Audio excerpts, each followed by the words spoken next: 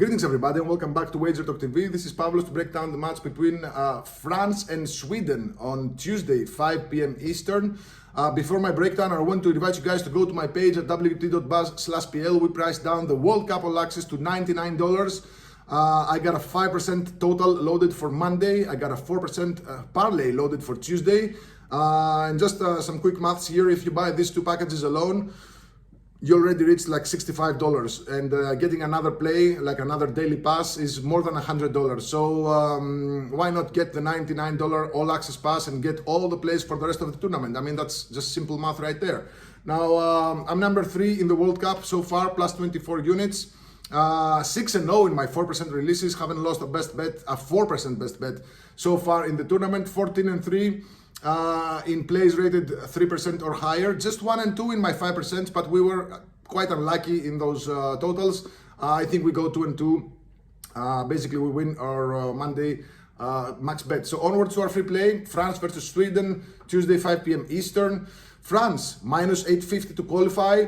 I get it. Sweden plus 670 to qualify. Just so you know, whenever I see like such big difference in odds, I say the value lies on the bigger number. But in this case, I just cannot say it. Sweden are shit. Their defense is going to be probably terrorized by pretty much anyone in the France offense.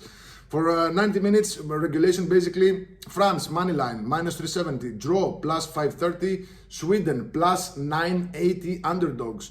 The handicap, the spread is set at 1.75 goals. This opened at 1.5, so money is coming in on France. And the total is set at 3.25. Now, guys, listen. Sweden, it was one of our lost 5%. We had the over 2.5 goals between Japan and Sweden. Sweden, they opted to shift their tactics from a more offensive lineup to a more defensive lineup. That came at the cost of the offense. And there was a really interesting thing that came out after the game. We saw Elanga being almost devastated at the end of the game because he thought they were eliminated by that 1-1 draw. I mean, how detached from reality can you be to think that your team is eliminated after the draw? I mean, does the federation or the coach not inform the players what results we need in match day 3 in order to qualify? I mean, and even if the federation is shit and the coach is shit, you as a player, you're playing in the World Cup, I think his first World Cup, I don't know. You're playing in the World Cup. Don't you read beforehand what your team needs? I mean, anyway, no matter how I cut it, Sweden are shit. Yes, they have Gyökeres, yes, they have Isak, yes, they have talent up front.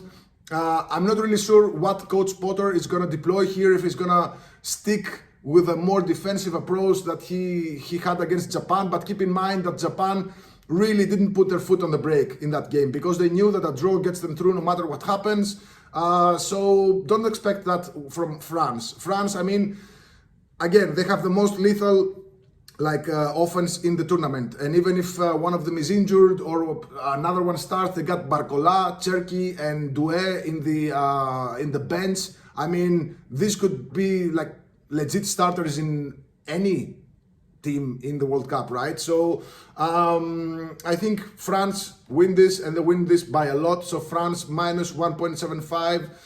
Just, small problem, just a little problem is that France, sometimes in knockouts, they tend to play very carefully. They tend to try to not concede 1-0 win, 2-0 win, stuff like that. But in this case, I think Sweden revert back to what works, and that's their offense. They can hurt France's defense because France, they're not good defensively. They're not good defensively. No matter what the public thinks or how you perceive them, they have kept just a few clean sheets in their last competitive and friendly matches. Sweden can hurt them here, but if France play to their full potential, they can win this by, I don't know, a 2-goal margin, a 3-goal margin. This looks like a 3-1, 4-1 type of situation to me, 4-2 maybe. Again, if this play to their strength. So there you have it, France minus 1.75. That's a split line between France minus 1.5 and France minus 2. This means that if Sweden win, if it's a draw, or if France win by 1 goal exactly, this bet loses. If France win by 2 goals exactly, half your bet is a win, the other half is a push. So if France win by 3 goals or more, the bet is a full win. Now, I know it might be a bit of a stretch for France to win by 3 goals or more. They do not win. They do not need to win by 3 goals or more. You have to understand the dynamics of this like knockout games. It's not about destroying the opponent. It's not about having a great game. It's about the essence. And the essence is to move on to the next round. No matter if the game is ugly, no matter if you got lucky, no matter if the goal comes from an own goal or from I don't know. They just do not care about your entertainment. I keep saying this over and over again. They do not care. I'm just playing devil's advocate on myself here, because you might say, how do you propose a minus 175 spread on France and then say this? I'm just trying to give you guys like a well-rounded approach, from many different points of view. This is a suggestion. Again, these are suggestions, just things that you could bet on. I don't know, maybe you can take France money line in a parlay or some kind of total. But I think, because I got a lot of people asking me for more straightforward bets. We cannot bet cards, we cannot do parlays. I mean, if you can't bet cards, I get it. It's not legal in, all the US states. But if you cannot make parlays, what are you doing, guys? It's 2026. All the books or the online books, or most of them, they offer parlays. I mean, if you're stuck in maybe 2000s and just bet in a casino, guys, I feel sorry for you, but that's why I'm giving you France minus 1.75, available everywhere, unless if you only have FanDuel, But anyway, I'm rambling again. France minus 1.75 is the play here. Maybe if you want to take it down and get the over 3 goals at minus 135, I'm done with that. Again, I see a 2-1, 3-1, 4-1, like that type of scenario. So yeah, there you have it. A reminder, my World Cup All Access is now down to $99. I got a 5%.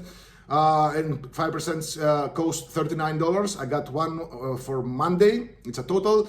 I got a 4% for $25 on Tuesday. It's a parlay. And again, if you buy just these two plays, these two packages, because I'll include the rest of my Monday and Tuesday plays in those respective packages.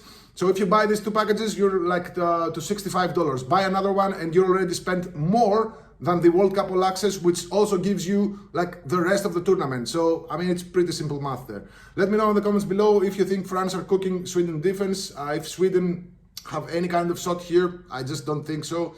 So yeah, let me know. Good luck. God bless.